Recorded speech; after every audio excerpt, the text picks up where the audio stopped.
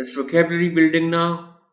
Explain the meanings of words that we think may be difficult for the children. Some words and the meanings are being given here. Forever, for always, हमेशा के लिए. अब ये वैसे तो दो अलग अलग वर्ड्स हैं, for और ever, लेकिन इन्हें मिलाकर, और आपको याद आएगा कि मैंने हाइफन के सिलसिले में बात की थी कि बाज़ुकात दो वर्ड्स के दरमियान हाइफन होता है, बाज़ुकात नहीं होता. तो ये अब इसकी एक मिसाल है that this is the word made of two different words but without a hyphen.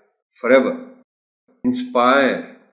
किसी शख्स को किसी अच्छे काम के लिए उकसाना, शौक पैदा करना, राग़िब करना. लेकिन अभी स्टेज नहीं है, वरना आपको मैं आपके साथ जिक्र करता और आपके बच्चों को बाद में कभी सही अगली क्लासों में कि वर्ब दो किस्म के होते हैं, यानी ट्रांसिटिव वर्ब्स और इंट्रांसिटिव वर्ब्स. फिलहाल ये दो अल्फाज आप ज़हन में रखना, कभी बात करेंगे. लेकिन इंस्पायर किया भी जाता है और इंस्पायर हुआ भी जाता है. I am inspired by, he inspires मी. तो इंस्पायर हो भी जाता है बंदा इसी से. रिस्पॉन्सिबिलिटी, ड्यूटी, जिम्मेदारी.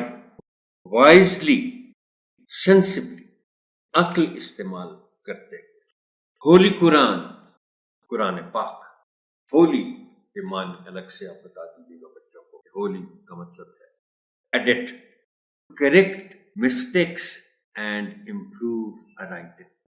Correct mistakes and improve a writing. मुझे नहीं मालूम कि आपका कभी इन दो अल्फाज से वास्ता पड़ा है कि नहीं. आमतौर पर हम प्रूफ रीडिंग का लफ्ज़ इस्तेमाल करते हैं और फिर उसके साथ एडिटिंग का भी करते हैं. ये दोनों मुख्तलिफ हैं. लेकिन अभी मैं सोच रहा हूँ कि मैं क्यों बताऊँ आपको, डिक्शनरी क्यों नहीं देखते आप. इसके बाद डिक्शनरी उठाइएगा और प्रूफ रीड और एडिट दोनों वर्ड्स के मानी में क्या फ़र्क है आप डिक्शनरी में देखिएगा. लेकिन एडिट के मानी है correct mistakes and improve a writing.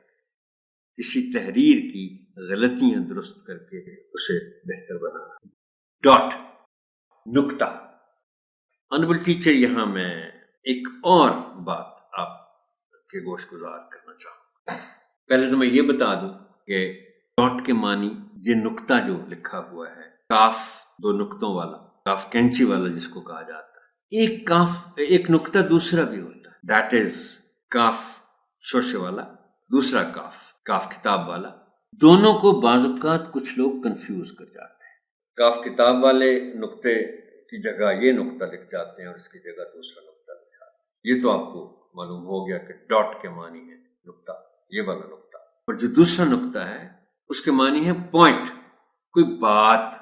दूसरी बात जो मैं बहुत इंपॉर्टेंट समझता हूँ उसको, कि वो भी आपके गोश गुजार कर दूँ, और ख़ास तौर पर ये जो क्लासेस 1, 2 और किसी हद तक 3 भी, कि हम उर्दू मिक्स बहुत कर रहे हैं. हम स्पेशली इंट्रोडक्शन में हम इंग्लिश के साथ साथ उर्दू में भी सवालात मुझसे पूछ रहे हैं. गुजारिश आपसे मैंने ये करनी है, आप जो उर्दू इस्तेमाल करें उसमें भी कोशिश करें कि आप तलफ़्फ़ुज़ दुरुस्त अदा करें अल्फाज का. आपने सिर्फ अंग्रेजी तो नहीं ना बोलनी, घर में उर्दू बोलते हैं तो बच्चे जाहिर है जो सुनते हैं वही वो बोलते हैं. साथ साथ कोशिश ये होनी चाहिए कि अंग्रेजी हम उनकी ठीक करना चाह रहे हैं तो उर्दू तो ख़राब ना करें. उर्दू के भी आप तलफ़्फ़ुज़ का ख्याल रखें.